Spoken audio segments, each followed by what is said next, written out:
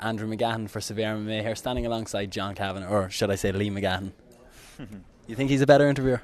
He has all the skills, I think. He's getting there. He's getting there. And some people even think he can do a better Andrew McGahan impression than I can do. Can you do a Lee impression? No. Yeah. So that's it. I'm already off to a bad start. John, would it be too much to say this is the biggest week of your life? Yeah, I guess that's pretty accurate. When we're looking at what's going on, though, in the whole scale of things, like people are talking about the Conor McGregor show, but behind the scenes, we get to see. I've seen the progression of your amateurs, like what you've taken them up through, and now you've got them competing at the World Championships. I've seen the progression of guys like Carl Pender as well. Like, do you think that's undershadowed? Rightfully undershadowed. We're 2-0 in Ireland versus USA at the amateurs as well. Against wrestlers. Irish people can't wrestle. Isn't that weird? What was the question? Do you think that obviously rightfully Conor McGregor is the biggest star in the UFC today, but let's look at this from the Irish point of view. Your amateurs are doing great things at the minute. They're all out here. Even if you want to look, Team Northern Ireland as well, getting some really, really impressive victories this week. I was talking to someone about it today. I think the UK and the Irish scene is just on a different level to the rest of the world. A lot of the UK guys are down to into the semi-finals. Both Irish teams are down. A lot of them are in the semi-finals, as far as I'm aware. I have to see. I know Sinead's in one semis and Fran's got in into the semis. Carl McNally is definitely in as well, and the other guys I think are fighting today as well. I know Ross fought today. I don't know whether he won, but anyway, the point of the story being, when I watched them compete, they just seem to be more well-rounded, and I think we just have a tougher circuit back home, and so the guys learn to swim fast in all ranges, and that's what we're starting. That whole movement started, I guess, almost 10 years ago. And we've been busy at it back home, and it's built up, and now we're exporting those guys, and we're starting to see some very good results. Is it the same as when you said Conor coming into the UFC was at just a perfect time for him because the Irish fighters were held back for so long because there was no one in before them? But when Conor came in, you could argue that he was ready to challenge from after his first UFC fight. Is that what you mean by the amateurs as well? That they've got the tougher proving ground in Ireland, they're coming here? Yeah, and it's tougher proving ground to get to the UFC as well. Conor came in hugely experienced, and like you said, he was ready for that title fight immediately. Whereas a lot of guys enter the UFC with 2 or 3 pro fights, and they're sort of learning. They're rounding off their usual wrestling skills. Conor went in ready, and that was pretty obvious in his first few fights. They've been great, and no disrespect to the guys, but they were a completely different level to Conor. Now we get to see him against the wrestler and against a highly ranked guy and very athletic, and I hope he's the guy to bring more out of Conor, because that's what we're here for. We're not here for easy fights. We're here to test ourselves, challenge ourselves, grow, learn, and move on. Pete was saying to me that he can't believe it. He just can't comprehend how Conor can go into a fight not knowing about his. Chuck Norris can't believe it. Well then, you threw me off. I was going to say that he can't believe about the whole there is no opponent thing. Now I know you study guys, and your whole base is around evidence and theory and what moves work in mixed martial arts, and you try implement them into your guys. But surely you've seen a lot of Chad Mendes' fight. You know all what he does, and you pass it down to Conor indirectly. So I suppose even though Conor says he doesn't prepare for opponent, you're the guy in the background. Yeah, to explain that a bit more, it's not like not going to look at any of his fights and look at any of the tendencies. That's of course not the case. What we don't do is in the 8 weeks leading up to it, base everything around that one guy, because in Conor's case, it's over half the time the opponent has changed. A lot of the times fight week, some of the times on the weighing scales. Yeah.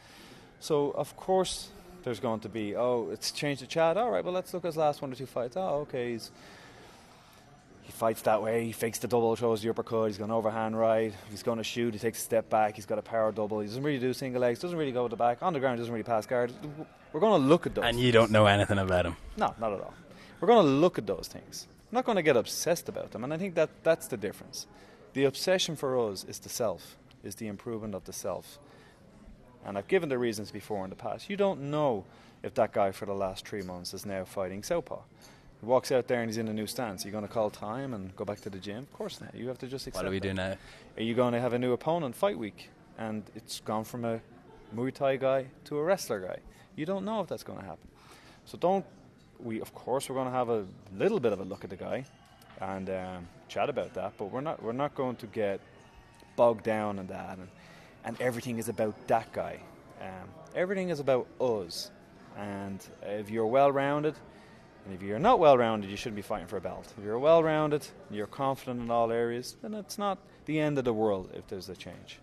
Two things, we're going to let you go. We saw the amount of Irish that were here already, and I think something that I don't think Conor will ever lose, no matter how many fights deep he goes in the UFC, no matter if he wins 2 titles or anything like that, the amount of time that he spends for the fans and the appreciation he has for the Irish that travel over here, I think is unparalleled. But some people have been saying, he's done a lot of this camp in Vegas. He hasn't really been back in Ireland. Is SPG Ireland or is SPG Concord not the right place to prepare for these title fights when now he financially has the time, the money to be able to come out somewhere like this? Close yourself off, because I remember you speaking before about how Iceland was so good in the past because you could just cut yourself off from everything. I mean, SPG Concord, of course, the gym back home is still base, and when this is over, that's where we'll be going back to carry on the journey. If the next fight happens to be in Japan, we'll go to Japan for 6 weeks or 10 weeks in the build-up. That's how it has to be at this stage.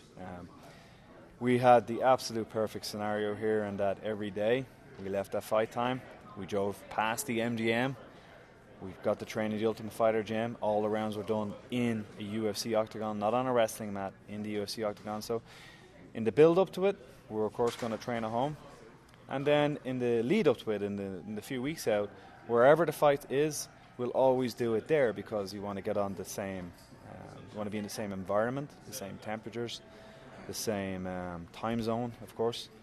And a big part of it as well is we're looking at the same people. If you come into the house or into the gym, you're going to see a bunch of SPG guys. We're not bringing in Mexican boxers or Cuban wrestlers. That is a cool thing to it, though, isn't it? That the guys like, say, Lee Hammond, who walked into the gym when he was younger, Joey Brazen, who's been with you his entire career, and now these guys.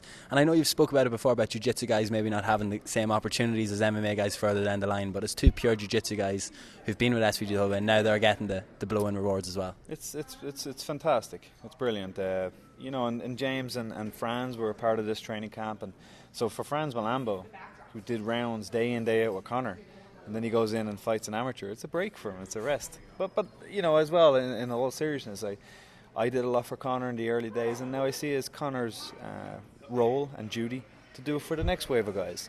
And in a couple of years' time, I'm sure I'll be at an event like this with the likes of Gallagher and Franz and all of these guys, and it'll be their role to do it to the next wave of 16, 17, 18-year-olds. Pass it on. It's not a movie, wasn't it? Pass it on.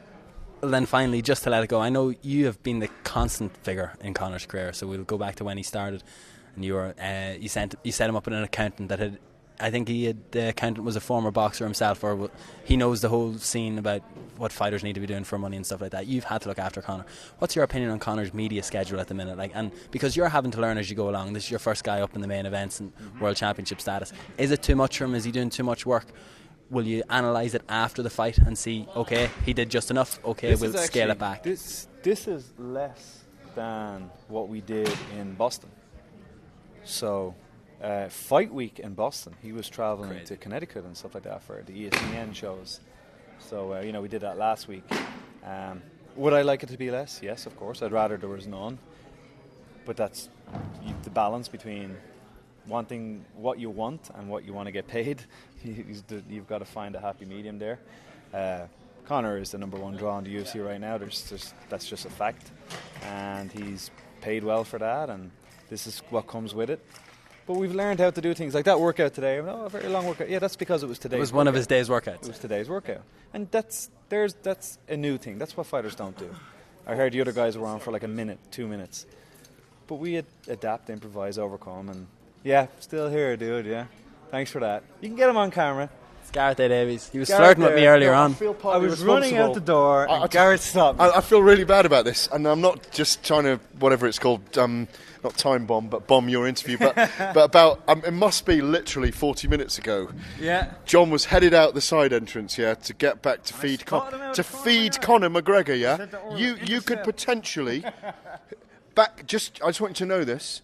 This man and the man behind the camera, because I wanted to let John go, have potentially ruined Conor's night on Saturday night, because John Kavanagh was leaving to feed him And now, thankfully, he is now going to go and feed Conor McGregor, because if he hadn't had his food, Conor might not have won on Saturday night, which he is going to do. John? Well, I think we should end it on that. I'm very sorry. Thank you very much for the time. We appreciate it. Hopefully this Saturday brings the biggest night in SBG's history. Gareth, thanks very much as well. I'm so Appreciate sorry it. for keeping you here an hour longer than you wanted to be here.